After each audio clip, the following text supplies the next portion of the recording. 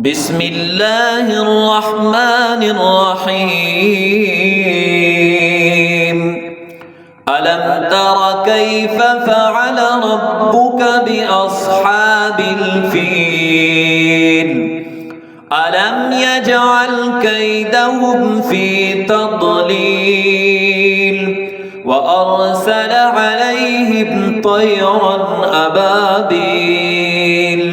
ترميهم بحجارة من سجيل فجعلهم كعصف مأكول بسم الله الرحمن الرحيم لإيلاف قريش إيلافهم رحلة الشتاء والصيف فليعبدوا رب هذا البيت الذي أطعمهم من جوع وآمنهم من خوف بسم الله الرحمن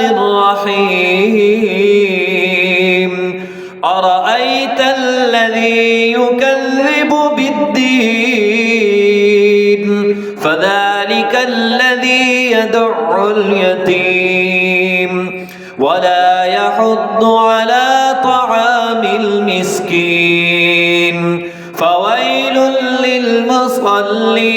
للمصلين الذين هم عن صلاتهم ساهون الذين هم يراءون ويمنعون الماعون